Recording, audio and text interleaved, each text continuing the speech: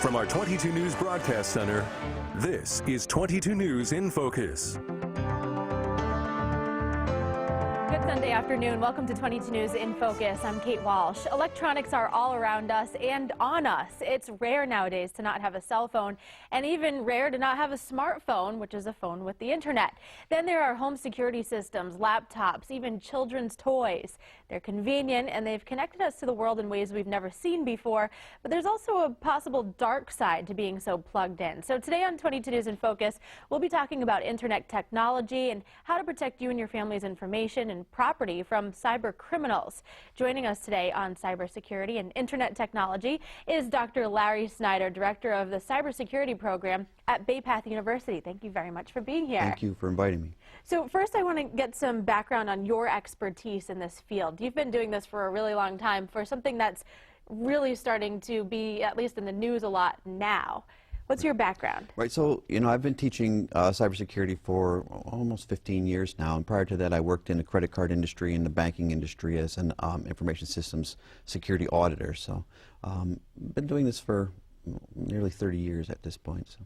And I'm sure technology has changed extremely differently than how it was 30 years ago. Absolutely. We have, as you mentioned, cell phones, and now we have portable media like laptops and tablets, and the internet as well has been blossomed since that time. So. And even just the chips and credit cards and debit cards, absolutely. all of that. It's interesting. So the program at Bay Path is pretty unique. Can you talk about that program and what you teach? Right, so we have a graduate program that really looks at the management perspective of cybersecurity, where, looking to help develop professionals in the area of managing an organization's cybersecurity posture, policies and education and training and awareness, as well as managing, the defense of that particular organization. It's a really intense program. You can do it in a couple of years. And it exposes students to a wide variety of tools and techniques and procedures that they would need to know in order to be effective. We also offer an undergraduate program, which is two different areas. One's digital forensics, which really helps students and teaches students how to, investigate crimes that may have used technology in some way, whether it's, your tradition, you maybe hear about hacking, but it could be other things as child exploitation, it could be money laundering, it could be a whole variety of things that one might investigate that has used a piece of technology. And then the other track is more of a traditional information security track, where they learn about the tools and techniques to protect organizations from more of an analyst type of field. And once they graduate, they must be getting jobs left and right? Yeah, the job opportunities are fantastic for students in this area as well as nationwide. There's just, hundreds of thousands of jobs that they can apply for and would be qualified to do. So it's lots of really great time to get into the field. It does seem, though, and we were looking at some statistics, and it said that, there's 2 million cybersecurity jobs worldwide going unfilled. So with this being such a hot topic nowadays, why do you think it is that so many jobs aren't filled? I think it's a couple of things. I think one of the biggest reasons is it's not a traditional field that you might hear about in high school. You're exposed to, I want to be, I want to go into this service, or I want to work as an accountant or a scientist. And cybersecurity and information technology in general is just not stressed in high school. When I was in high school, you had the opportunity to take some programming classes, and then it kind of went away, and it's beginning to, in some schools, come back, so there is more interest in young folks. Our program, when we started it, our undergraduate program we started in 3 years ago, I had one student in the first semester, which was, Wow. very challenging. And now, we have about 20 students in the undergraduate program, so we're getting more and more interest. And the other thing is we just don't see a large interest in the field right now from women. It's a largely underrepresented population. Maybe there's some stereotypes that women perhaps aren't as interested in it, but I think what's more likely is that there's just not enough mentors to help them understand that they can be very, very successful in this field. And that's one of the things that we're trying to do at Bay Path, is just encourage more women to explore the field. That's really interesting. Are there a lot of colleges around here that offer similar programs, do you know, or is Bay Path kind of unique in that? Well, we're the only one that has a cybersecurity management program at the graduate level. There are other schools that offer other types of cybersecurity degrees, both both at the undergrad and graduate level.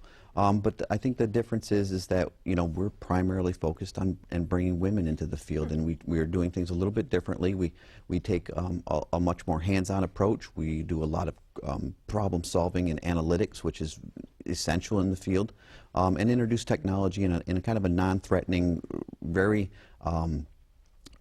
casual way, where we blend the use of technology into learning how it works and what we want to do with it. Yeah, because it really is all around us. And absolutely. That brings me to my next point, which is we hear this phrase, the Internet of Things. Can you describe what that is and how it affects us? Sure. The Internet of Things is everything, like you said, that's around us. It's our laptops, and then it's our cell phones and our smartphones. It's perhaps the refrigerator in our home that might be connected wirelessly to the internet to help us determine what kind of things we need to purchase when we go to the grocery store. It could be your home phone, it could be your toaster, it could be just about anything that has an on-off switch could be part of the Internet of Things. It's really crazy to think about how many things around us are all connected now. Right. And so is it true that some technology, let's say a computer, is talking to a computer all the time without us even being a part of it? Is there some kind of thing where it's, futuristic seeming that they can just do things on their own without us even being involved? Well, part of the internet, if your computer is connected to the internet, then it's communicating with other things. Whether you leave a website open, it's going to communicate to tell the website that I'm still listening, and the website's going to respond to that. The server that hosting the website's going to respond and saying, okay, well, I'll still send you information. But things like those wireless smart TVs that are constantly looking to download and upload applications and keep current are always going to be communicating with the internet unless you take steps to stop them.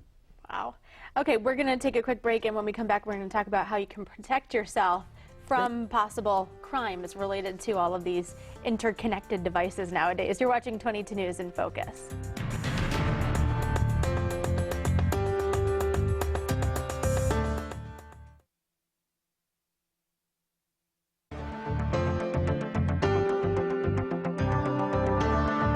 Welcome back to 22 News in Focus. Today we're talking about cyber hacking and how you can protect yourself and your property. So Dr. Larry Schneider from Bay Path University is here talking about those issues. We were just talking about how everything is connected nowadays, but how can you actually make sure that you're safe from these hackers out there that could get into your technology? I think folks get a little bit overwhelmed and feel like, I don't understand the technology. How can I protect myself? I think it was very simple things like, changing default passwords, understanding how to manage your device. There were a lot of reports about some of these toys that were web-enabled toys had been hacked and allowed, strangers to record what the children or carry on conversations with them. And I think that largely this could be avoided if folks just took a little bit of time to understand the device that they had and, do some very simple things like change the default passwords and put some restrictions on it in order to manage it a little bit better. That brings up a good point. My husband and I are searching for baby monitors right now, and a lot of them nowadays connect to iPhones. And you can even look at what your baby's doing remotely. Let's say if they're with a babysitter or something, right. You can look on your iPhone. Is that recommended, or is it possible that, and very likely, that hackers could get into that? Well, it's certainly possible, but again, if we just do some of the simple things, you're going to connect it to your phone, so you want to make sure your phone is up to date and that its proper security precautions are taken there. And all of these devices come with some sort of administrative tool where you can get in and change some of the security settings to make sure that, the default password, which if you want to go out on the internet and Google, you can probably find an entire list of default passwords for a lot of devices. But folks just don't take that time. Instead, it's plug it in and let's get going. 15 minutes of time will make it much more manageable. I don't think there's any device that is inherently unsafe at this point to use that's connected to the internet. It's just we have to manage it a little bit better. We have to take the time to understand what we're doing.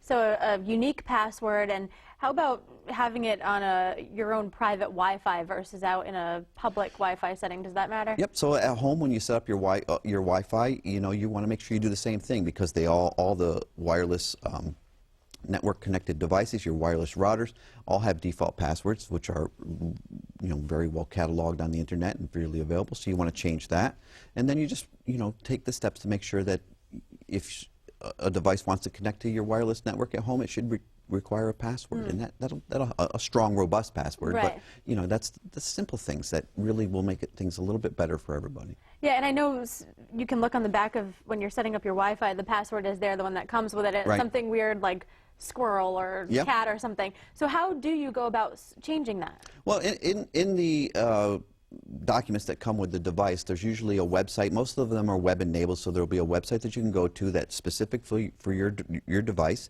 and then you'll log in as the administrator, and you can go through and change the passwords to whatever you really want it to be. Interesting. Didn't know that. Okay, how about laptops? Some of them, or a lot of them nowadays, have the camera on them so that you can Skype and do all those kinds of things. But could hackers get into that and watch you when you don't turn on the camera yourself? Sure, there's been some instances, you know, where folks have had their laptops have been gained access to by a third party without them knowing it, and turned on the webcam and taken pictures and that kind of thing.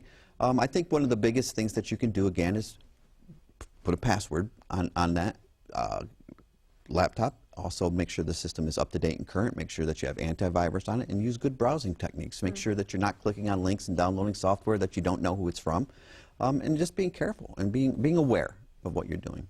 Who are these hackers? You know, we say hacker, but are they these teenagers home, bored, doing nothing else but trying to ruin our lives? Who are these people? You know, that's the big question, right? Is who are they? What's their profile? And we really don't have a good one, but we do know that it can be just about anybody, and the level of technical expertise can be really, really high, or it can be just a novice that's found a tool and downloads it and starts playing with it.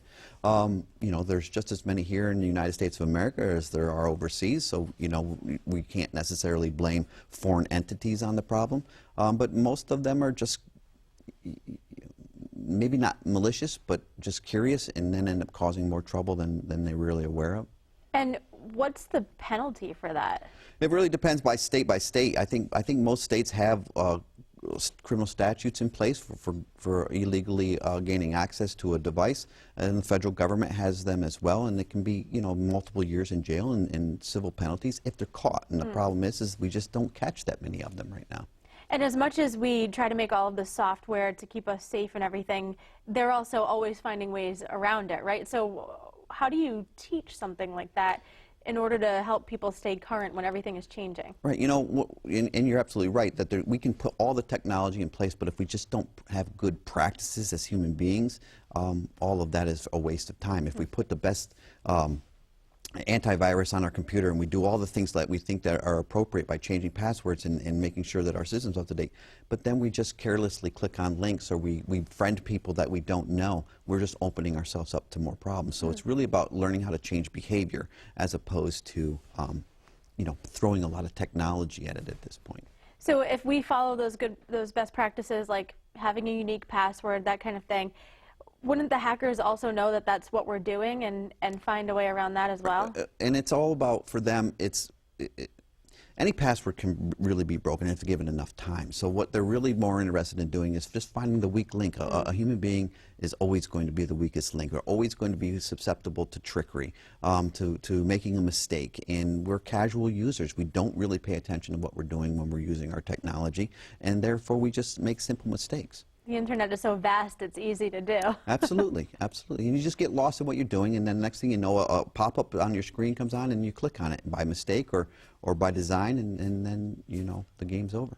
Is it true that Mac computers are better at keeping us safe than other types of computers? Yeah, that's one of the great debates, right? Is a Mac much safer? I think overall, I think that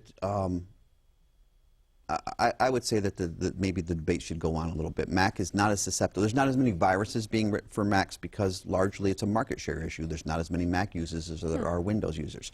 So if I'm going to write a piece of malicious code to steal Social Security numbers, I'm going to target a Windows machine because I know there are far more Windows machines than there are Macs. So I think it's more That's of the real reason for it. Rules of economy probably come into play there. Okay, all right. Well, we're going to take a break, and we'll be talking more about cybersecurity when we come back. You're watching 22 News in Focus.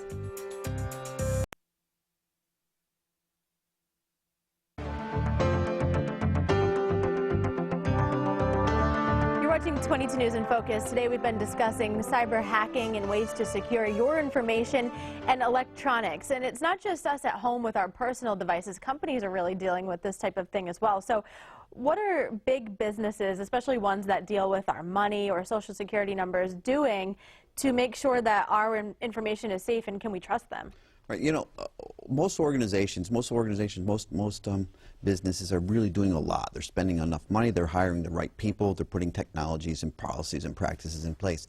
I think, and they're doing a good job. You know, I think that needs to be made clear, is that they're not just lackadaisical. And the difference is to protect an organization, you have to be right all the time. And an individual only has to be right once to break into an organization. So it's really a very high stress, high impact area right now. And you know, one breach can lead to, you know, millions of records being revealed. So they're doing a really good job. I think that's important. And what we can do to make sure that they're doing it is just understand the type of information that we're giving them. You know, we don't necessarily need to share all that information with them, and be aware of what they're doing with it. You know, I think as a small criticism, I think most organizations just don't do a good job of reporting quick enough. I think that's come out. I think that most people feel that, you know, when there's a breach that occurs within an organization, they should be able to be more prompt in letting potential victims know that there was a problem. And we saw delays like with Yahoo, where it was over a year before they revealed the first breach, or maybe more than more than a year. Is it out of fear that they're going to lose customers? Yeah, it's bad publicity, right? You know, it's a breach of customer trust. It's a breach of, perhaps there was shows a lack of being able to control your organization, and they really need to get past that and understand that this is kind of a crime that's going to occur, where all organizations are susceptible to it. No matter if you spend $1 billion or $100, you're still, you know, just as susceptible as the other entity. So we need to be more forthcoming when there's a breach, to let the true victims, which are the people that lose their information, protect themselves a little bit. And how important is it? We sometimes hear about how these businesses have been hacked, and now they might have our social security number, but when a hacker goes in and does this, they're not looking for my name and my social security number, most likely. So what do they really do with all of those social security numbers? Do they just keep them for future use, or sell them? What do they do? Well, that's one thing they could do, and that's one of the sad facts here, is when we're a victim of a breach ourselves personally, we get a year's worth of credit monitoring. Unfortunately, there's no time limit on how long a hacker can hold on to those social security numbers or whatever it was that they happen to steal. So that's one thing. They may harvest them, they sell them. You know, there's value to them. They may sell them to another person who's looking to get a particular tool to do some hacking. They'll sell them or something like that. And so I guess that brings up another question. Is nowadays, how important still is our social security number? If a lot of people have it, you know, we're always giving it out. Is it the end all if someone has it? Well, I think it is very important still, because so much is tied to it. Our credit ratings, our ability to get a home, our ability to get a car, our ability to go to school can be impacted by you know, somebody misusing your credit or your social security number. So, you know, until there's a better system or a better way to identify us, I think we really need to be vigilant with it and make sure that we try to do the best we can to protect it. But then there's also all of these backup programs in case we do get hacked too, like programs that help us with our credit scores if something were to get breached or hacked, right? So there are those default programs, I guess, I'm not sure what the right word would be, that help us in case we are victims. Right, and I think most organizations will give you the ability to check your credit reporting, because that's the most important thing to do for most folks, is to check that credit report to make sure your social security number isn't being used to, you know, open new credit card accounts or that kind of thing. But, you know, that's just a very small portion of what they do. And those social security numbers could be sold to provide identity for an illegal immigrant who needs to have a social security number in order to work in this country. And then you may get a tax bill for work that was done by someone else. So, you know, there's a lot of other ways to use that information rather than just, you know, go out and get a bunch of credit cards. So, as a user or as a customer, you have to be vigilant, you know, and recognize that, hey, you know, maybe they don't need my social security number for me to complete this transaction, or maybe they don't need all that information. Okay, good to know. How about on a larger scale, with cyber warfare now being a reality? Right. What are our country doing and other countries doing to protect all of us. That's such a huge scale compared to just our Social Security number. What's going on with that? You know, this is, again, one of the challenges that we're going to face this year and going forward is how do we as a country protect ourselves without becoming a threat to someone else? You know, the Internet's a widely connected, largely open network of interconnected other networks. So how does the United States protect ourselves? Well, we know the government's doing a lot. We know the government's doing a lot of things we don't know. And I think from a big perspective, I think they're doing a really good job making sure that government organizations are beginning to tighten down their systems. You know, that we're catching up for sure. But then we also have to look at, you know, should we take in a posture of if an organization or an entity attacks a government network, should we be able to go after them and attack them back? You know, there's issues with that as far as escalating, and do we need to blow this into a big cyber war, which could be catastrophic for a country like ours who is so connected to the internet and so connected to the network, and just, you know, do a better job of being vigilant in teaching, you know, the citizens of the country to be a little bit more vigilant as well. And are we seeing that as a reality nowadays, that countries actually are taking our information?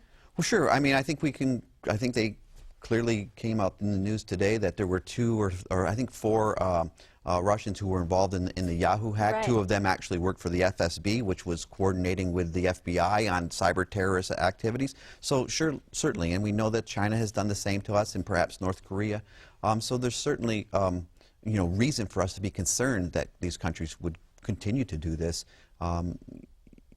You know, but the fine line is how do you respond without escalation, and I think that's what we're struggling with right now. How do we become more proactive without causing a larger issue, which could be just as catastrophic as perhaps you know, a major actual ground war? Right, absolutely. Thank you so much, Dr. Larry Schneider. Thank you. Very interesting information we can all use, and we'll have the last word after the break. You're watching 22 News in Focus.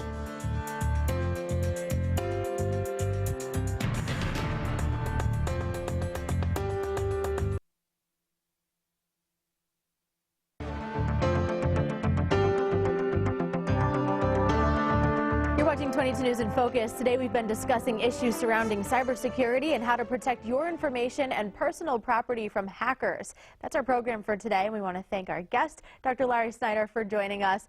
And thanks to you at home for watching. If you missed any of it, you can watch it in full at any time on our website at wwlp.com. And from all of us here at 22 News, we wish you a wonderful Sunday.